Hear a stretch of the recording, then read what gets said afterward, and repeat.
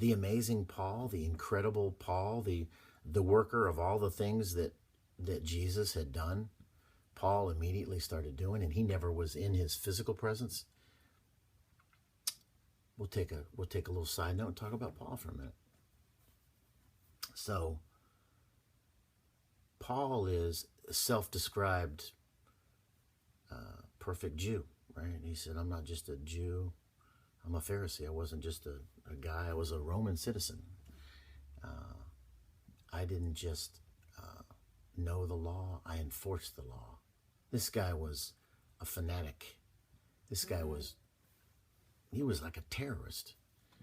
I'll give you an example. People were now following Jesus, right? The way.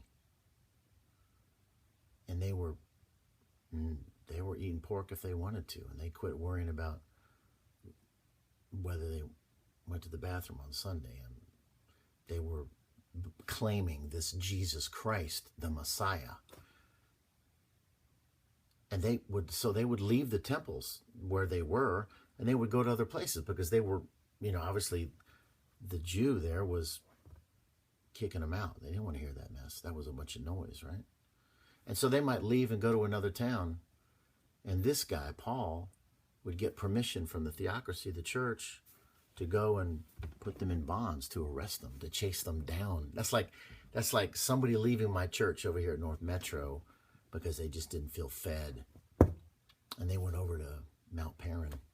And Rob, my pastor, went and got some of the big burly guys who attend the church and sent them over there to grab them in the middle of the night. And that's no exaggeration. That's the kind of thing that Paul was doing. He tracked down Stephen and had his boys stone Stephen to death. And he says, I held their coats. In other words, they did what I told them to do. I didn't have to get dirty. But yet this moment, this is one of those great, wow. The Lord works all things together for good to those that love God and are called according to his purpose. Religion will tell you, well, it's so good about Susie, man. She got that cancer and she lost her legs, but man, she called out to God and he saved her, and he put that cancer on her so she'd pay attention. No, God, Jesus never did that. It's not biblical. What that means is that when bad things happen to you, Jesus says, there will be trials and tribulations. You're in the world, but not of the world. So be of good cheer. I have overcome the world. I've given you authority and help. I'm sending the best friend, the Comforter, the Holy Spirit, to live with you and guide you. So bad things will happen. Bad things will happen. We get kicked in the teeth still. But I will tell you that as we walk with the Lord and get intimate and hear him, boy, I tell you, we're like Neo in the Matrix, man. We're just like, we move out of the way, right? But things do happen. And we stay faithful, and God works something good out of it. That's what that means, staying faithful. So Stephen, a disciple of Christ, is trapped. He preaches incredibly boldly. I mean, wow. He knows the end is near.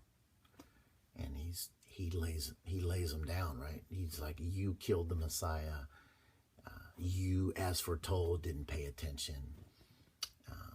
And then Paul has him stoned.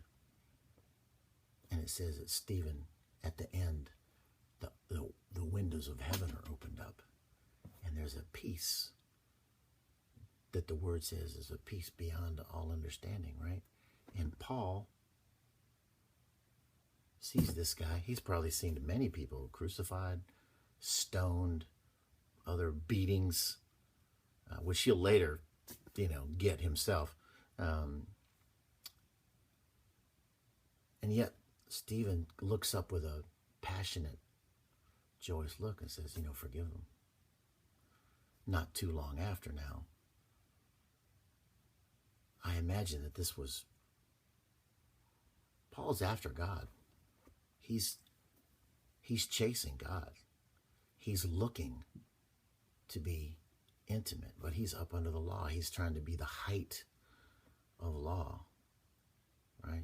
the Pharisees, these incredibly strict, you did this wrong, you did this wrong, this wrong, that know all the law, pages and pages and pages. But he's going on what he was taught. And so now he sees this thing with Stephen, who dies with love in his eyes. And I imagine that the word doesn't go into much detail about this step and the next one and what's in between, but we can infer or imply, and we can infer. Paul had to be going, dude, I've never seen anything like that before in my life. And now all these people are, that was mind-blowing. This guy is getting stoned to death. And he looks up with his bloody and beaten, his nose broken, his head cracked in, and says, forgive them. They don't know what to do like Jesus did, right? So, without question, this is going on in his mind, and not long after, he has his encounter with the risen Lord. And he's boomed and blinded, lightning and thunder, I guess, all at once. He's knocked off his horse, and the Lord appears to him and says, why are you persecuting me? And Paul's like, oh, Lord, what have I done to you? What am I? He says, you're persecuting my people. What you've done to them, you're doing to me. Which he had said when he was here on earth in the physical. And so Paul is blind, but knows that the greater power than he calls him Lord immediately. Something's amiss, something's afoot, right? This is not right. And he says, go to this town, and I got my boy waiting for you, and you just wait for instructions. So Paul's going to travel. He's got manservants or whatever to help him get there because he can't see a thing. And then the Lord tells Joseph, I think his name is Joseph. We'll have to look that up. God's not mad at me. And says, hey, I got Paul coming. No, Saul. He's still Saul. I'm sorry. And his servant's like, what? Man, he's killing us. What are you doing?